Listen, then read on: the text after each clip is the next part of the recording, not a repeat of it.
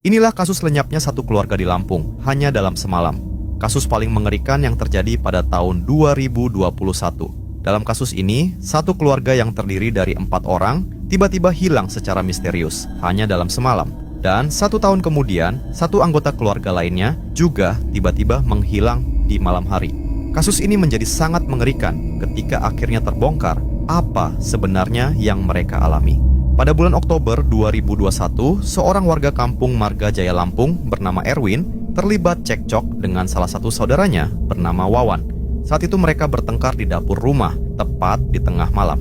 Penyebabnya, Erwin ingin menjual tanah milik keluarga. Namun Wawan melarang hal tersebut karena Erwin selama ini dikenal suka menghabiskan uang untuk judi dan mabuk. Karena pertengkaran semakin memanas, Erwin mengambil sebilah kapak, kemudian menghabisi Wawan secara brutal. Mendengar keributan, bapak dan ibu mereka datang ke dapur. Erwin langsung menyerang keduanya dengan cara lebih brutal hingga kehilangan nyawa. Masih belum puas, Erwin mendatangi kamar anak Wawan yang masih berusia 6 tahun. Dia juga langsung menghabisinya. Malam itu, Erwin mengubur tubuh 4 keluarganya di dalam septic tank yang keesokan harinya ditutupi dengan cor. Setelah itu, warga kampung merasa heran karena keluarga Erwin tiba-tiba menghilang dalam semalam. Ketika ditanya, Erwin menjawab bahwa keluarganya sudah pindah ke sebuah ladang di atas gunung. 1 tahun kemudian, adik Erwin bernama Juanda, yang selama ini merantau di Palembang, pulang ingin bertemu keluarganya. Juanda heran, karena saat itu semuanya menghilang, kecuali Erwin dan anaknya bernama Diki. Ketika ditanya, Erwin selalu memberi penjelasan aneh.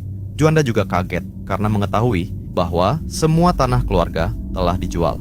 Dan pada bulan April 2022, karena sudah semakin terdesak, Erwin ikut menghabisi Juanda yang sedang terlelap.